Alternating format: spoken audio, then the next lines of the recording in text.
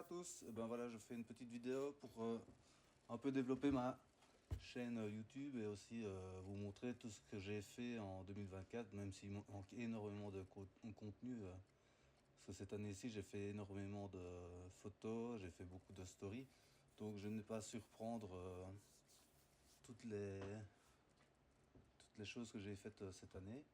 Mais voilà, je vous laisse regarder la petite vidéo et surtout pour m'aider à développer ma chaîne YouTube, mettez un petit pouce, abonnez-vous à ma chaîne et vous allez voir à la fin de la vidéo, je vais vous faire une petite conclusion et les choses que je vais mettre en place cette année 2025 qui arrive à grands pas.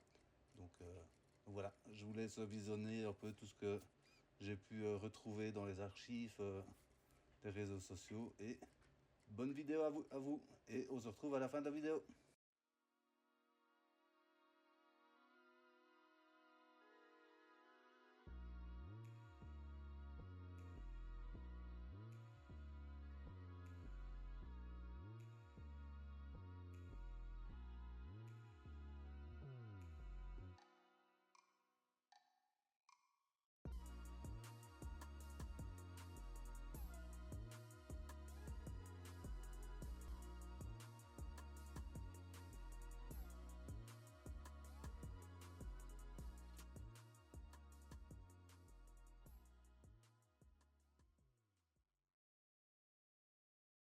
Aujourd'hui, c'est le grand festin barbecue jambon au miel. Donc là, j'ai été chercher la viande. Le bon carton. Et voilà, on va le déballer ensemble pour vous montrer quand même le bon gros jambon. Et qu'on a été chercher chez Majerotte. Et ça va être succulent, je pense. Comme à chaque fois, parce que le jambon chez Majerotte, il n'y a rien à faire, c'est quand même super bon, quoi. Ouais. C'est ça. Je peux mettre sur le jambon, mon petit Yanis. Regardez-moi ça. Ça, c'est du bon jambon, hein. Bonjour à tous. Voilà. Petite vidéo pour vous dire que j'ai bientôt fini les aménagements. Non, j'ai pas. Si, j'ai fait beaucoup, mais c'est ma soeur qui a fait énormément la semaine que je suis parti en vacances. Elle m'a fait une belle surprise avec Christophe. Ils m'ont aménagé blindé de trucs à la houblonnière. Ils m'ont fait une petite cuisine à l'extérieur avec le petit barbecue intégré. Et dans le hangar, c'est pas mal. Ils ont bien travaillé, quoi. Merci à eux. Ils m'ont mis en grand soulagement le truc parce qu'on est déjà le 16 juillet et j'ai encore rien prévu comme événement. Aussi, j'ai des trucs en tête et tout, mais il faut que je me magne pour si je veux vous accueillir chez moi. Donc il y a encore des petites plantations ici à faire. Il y a mon filleul qui a refait tout l'accès aux toilettes. Regardez ça. Hop. Elle a mis des petites bordures en bois, des écorces. Ils ont refait les toilettes. Ils ont refait tout l'éclairage extérieur. Ils m'ont même colmaté un peu mes fuites que j'avais dans le toit. Parce qu'il y avait un peu d'eau qui tombait. Et voilà, aujourd'hui, avec Hélène et les petits, on a rangé le coin de l'ancienne caravane. Parce que j'avais encore toutes les tôles là. Et voilà, je vous montre pas encore à l'intérieur du hangar parce que c'est pas fini. Et voilà, je vous montrerai quand tout sera fini. Mais voilà, des nouvelles tables, ils ont vraiment travaillé comme des dingues. Et surtout, ceux qui connaissent l'endroit, une petite marche. Parce qu'avant, il fallait faire une enjambée de 50 cm pour monter dans le hangar. Donc, c'était pas fort pratique. Donc voilà, je vous fais de gros bisous et je vous tiens au courant pour les événements. Bisous.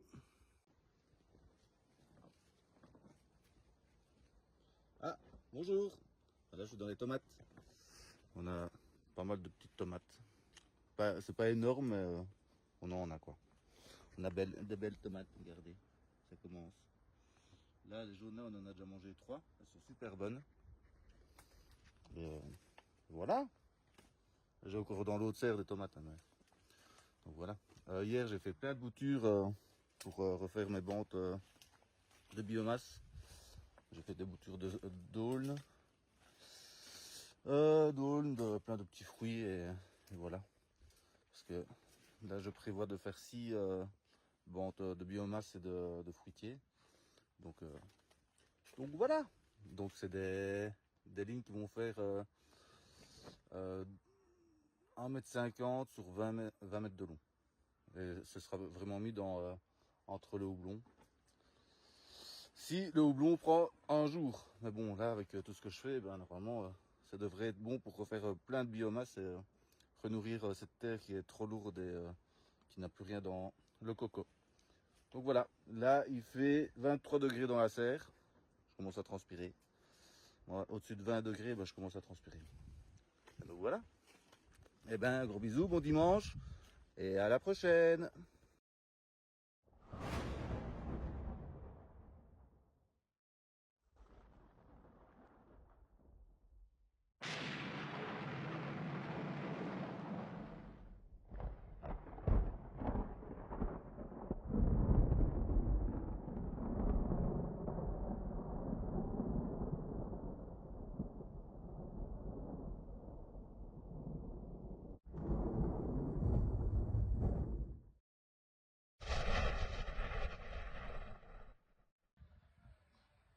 Bonsoir à tous. Voilà, on rentre de vacances et belle surprise. Gérard Dumont et Christophe Dumont nous ont décoté des grenailles. Et Christophe s'est amusé à les pendre, à les placer quand on était en vacances. Donc belle surprise encore parce que il faudrait que je parte plus souvent en vacances. Parce qu'à chaque coup j'ai des belles surprises. Et donc voilà, ça fait vraiment classe quoi. Donc là, on a vraiment un chemin empierré. Donc vous êtes les bienvenus. Même si vous venez en petite sandalette, ben, vous n'avez même pas les pieds pleins de boue, quoi. Et donc là, voilà, on est rentré de vacances. On est venu aider Christophe qui a fini de mettre toutes les grenailles sur les chemins. Et voilà, donc on profite. On profite les quelques heures après. Donc après les vacances. Et ben, je vous dis à demain. Demain c'est repas camembert. Donc à demain, bisous.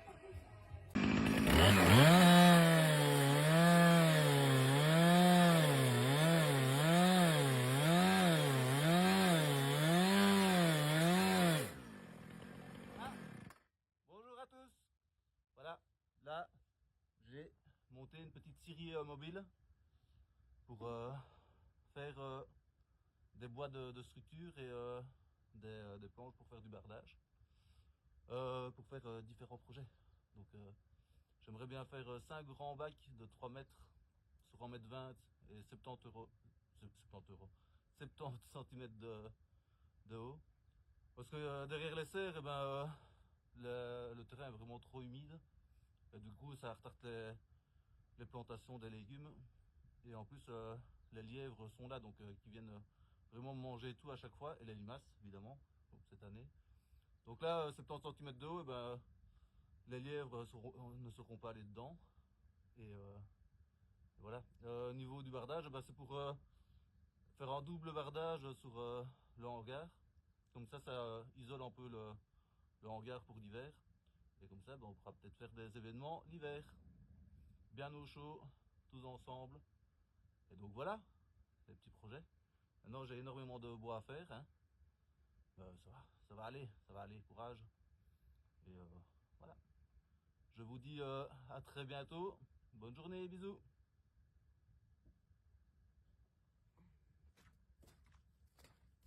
Je vous explique un peu ce que je suis en train de faire.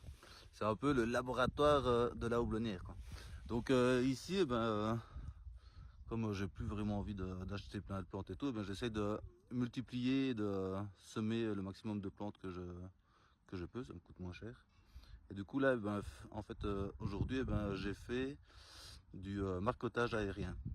Donc en fait, ça consiste à utiliser les petites boules ici qu'on remplit de terreau. On humidifie tout. Après sur l'arbre, on doit faire une blessure.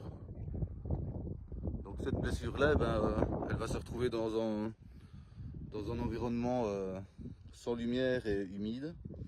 Et du coup, au lieu de se régénérer et faire une cicatrice, elle va produire des racines. C'est en gros, c'est un peu la grosse explication, un peu brute, mais c'est comme ça. Du coup, voilà, c'est le résultat final, c'est ça. Et voilà, on attendra jusqu'au printemps pour voir si ça a fait des racines.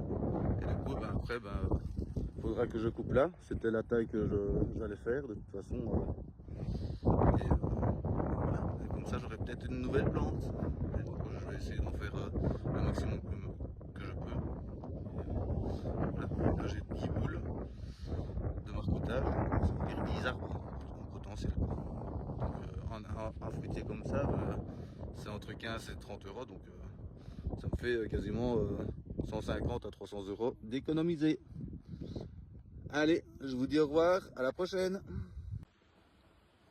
Bonjour à tous. Voilà, vu le temps qu'il fait, hein, il fait vraiment dégueu, je vous le cache pas. On est mercredi. Il fait vraiment dégueu. Fallait que je modifie ma petite scierie pour faire mes petites planches pour mon bardage. Mais avec le temps, on va faire autre chose. Donc ici, le problème du plancher qui bougeait, hein, c'était, regardez, je saute un petit peu. Ça fait un peu effet trampoline. Donc là, la mission, c'est d'enlever au minimum de largeur de planche. Après, mettre un cric ou quoi en dessous pour relever. Et bien stabiliser et tout, quoi. Donc ne faites pas attention au bordel. On a un peu tout rangé hier. Et donc voilà, c'est la mission de cet après-midi. Bonne journée. Bonjour à tous, on est samedi matin. Il a un peu gelé. Là, je reviens de 2 jours de maladie. J'ai eu une grosse gastro pendant 2 jours. Là, ça va, je me sens mieux. Et en plus, j'ai pas trop le choix parce que j'ai été chercher les plantes pour la haie. Et du coup, il faut que je les plante assez vite parce qu'il gèle. Il fait pas très beau pour les stocker. Donc voilà, je vous explique un peu le projet d'aujourd'hui. Ici, c'est refaire une haie. Du coup, 3 rangs pour vraiment casser les vents. J'ai déjà commencé avec les plantes que j'ai été chercher le jour de l'arbre, la Sainte-Catherine, où j'ai mis comme grand arbre, j'ai mis des aulnes qui vont réguler l'excès d'eau et en apport en azote, comme ça en fixateur d'azote. Et entre tout ça, j'ai mis plein de plantes. Il y a du sureau, il y a je ne sais plus, cornouiller. Vous voyez, ça commence déjà de là. Donc j'ai quand même pas mal encore à faire aujourd'hui. Ce serait vraiment bien que je finisse aujourd'hui. Ici, il faut que je regarnisse vraiment entre chaque arbre. Et voilà, au niveau des planches, je ne sais plus ce qu'il y a. J'aurais dû faire une petite liste. Mais voilà. Le principal, c'est que tout soit couvert ici sur 3 rangs. Et voilà, vous voyez, parce que j'avais planté une haie, j'avais planté, c'était Marin, mon apprenti qui l'avait planté, voilà 4 ans je pense. Elle n'a pas fort évolué depuis. Si, elle a quand même bien évolué, mais pas des masses, quoi. Donc ici on a Rosa Canina, donc c'est d'églantier. Ça c'est utilisé pour son couvre-sol. Et en plus ça amène plein de bons champignons et tout. On a du sureau. Je vais regarder en même temps où il y a du noisetier, sureau, j'ai déjà dit, l'aule, j'ai déjà dit. Il y a du viburnum aussi, la vierne aubier. Voilà, il y a un peu de tout. Cornouiller, j'ai déjà dit. Donc voilà, donc j'ai tout fait ça. J'ai déjà commencé à pailler ici. Mais bon, Là il faut que je me grouille à planter, donc le paillage ce sera vraiment à la fin de la plantation. Et, voilà. Et ici, comme je vous ai déjà expliqué dans une précédente vidéo, j'ai toutes les eaux de ruissellement qui viennent du haut de la vallée de Dan. Et donc ici j'ai créé tout un coin micro-forêt pour vraiment faire éponge pour toute cette eau. Et voilà, en essayant que ça soit joli aussi. Donc vraiment là-bas, sur 3 rangs, j'ai mis tout ce qui est bois d'eau, donc aulne sur eau. J'ai remis des églantiers pour bien couvrir le sol et pas avoir à limiter l'enherbement. Et ici, voilà, j'ai fait par étage. J'ai mis les plus hauts derrière. Et ici, j'ai laissé toute une zone où je vais remettre des fusains d'Europe, je pense. Même si c'est quand même fort, il y a encore beaucoup d'eau. Mais voilà, on verra. Il y a juste la grosse partie là qui a beaucoup d'eau. Sinon, voilà. Là, sur tout le bord, ici, sur le chemin, le long du petit chemin pour la toilette, j'ai mis des saules pour faire une arche végétale. Ce sera beau. Là, j'ai hâte d'être au printemps pour voir tout ça prendre. Donc voilà, il me reste encore pas mal de taf. Après, il faut encore que je finisse les lignes qui sont entre les lignes de houblon. Il faut du végétal partout sur ce terrain, je le sens. C'est comme ça que je le vois après 5 ans d'exploitation ratée. Il faut vraiment que je ramène toute cette population d'arbres pour faire vraiment éponge et recréer un bon sol avec toute la matière qu'ils vont produire. Et voilà, ici c'est toutes les bandes fruitières. Donc j'ai replanté des mûriers partout. Ça va aussi aider à couvrir le sol pour pas avoir cet enherbement que j'arrive pas à gérer. Et voilà, et ici c'est pareil quoi, je vais faire ici je vais vraiment tout replanter. Donc ici à mon avis je vais avoir je vais aussi avoir 3 bandes comme de l'autre côté, 3 rangs de plantation. Et là cette année-ci j'ai vraiment été à fond dans la taille de formation. Ça a vraiment aidé, regardez, j'ai tout ça comme pousse de l'année. Et que les autres années j'avais vraiment quasiment rien quoi. Donc la perturbation via la taille c'est vraiment essentiel pour former l'arbre dans les premières années pour gagner un peu du temps. Et ouais, regardez, l'année passée en automne j'ai taillé là et regardez tout ce que ça m'a fait comme branche quoi. Donc je vous conseille quand vous plantez des haies comme ça, c'est vraiment de perturber au maximum dès la plantation pour vraiment favoriser la densification de la plante quoi. Mais bon voilà, je l'ai jamais fait, j'avais en tête avec ma profession, mais voilà, vous savez bien, il faut aller toujours plus vite pour faire le maximum de choses pour être le plus rentable. Mais voilà, ce n'est plus comme ça que je vais travailler.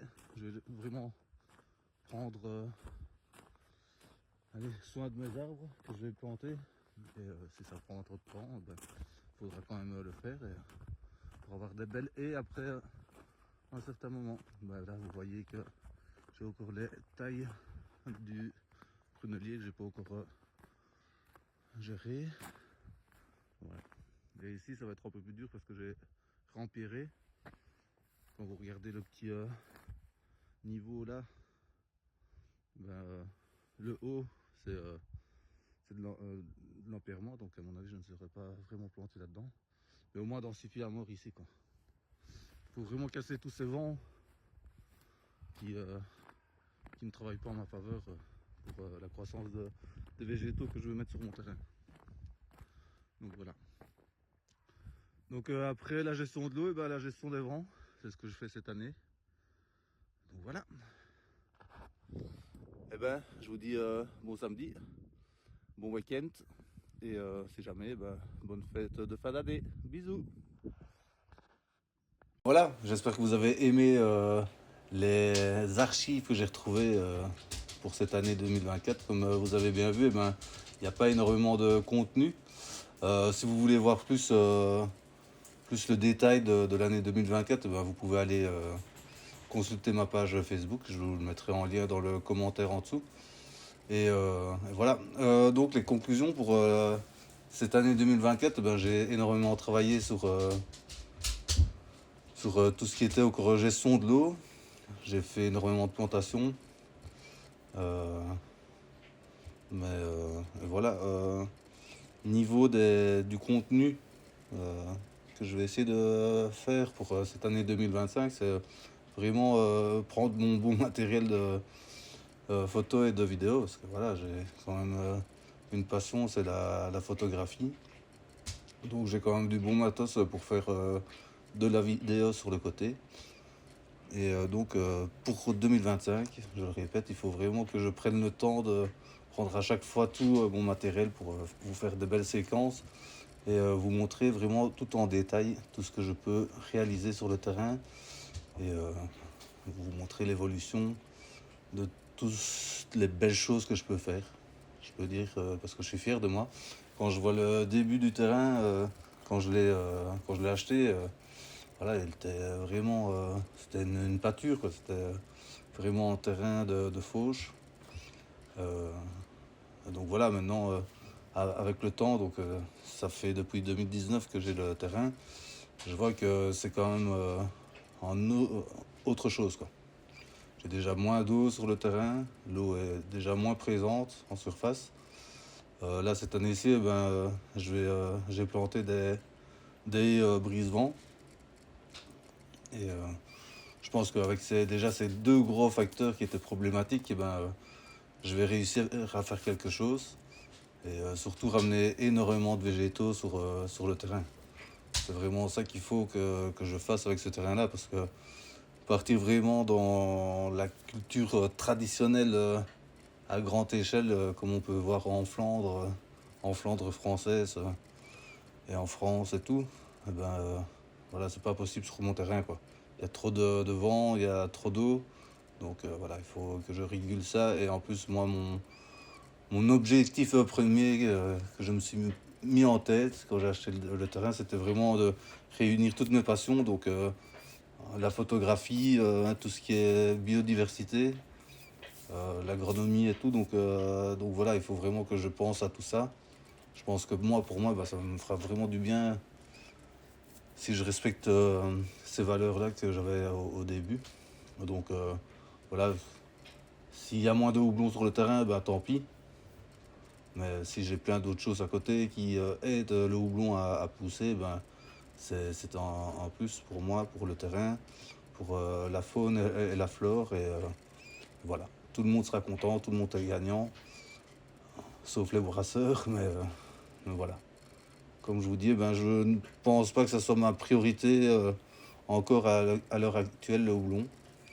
Je pense que vraiment ma grande démarche là, c'est vraiment de créer un microclimat sur mon terrain et mettre plein de végétaux, quoi. Je pense que c'est ça ma priorité, quoi.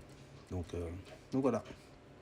Donc je vous tiens au courant des prochaines vidéos. Mais si vous voulez être au courant directement via YouTube, abonnez-vous, mettez un petit pouce et soutenez-moi pour que je vous fasse plein de belles vidéos. Je vous dis à la prochaine. Salut!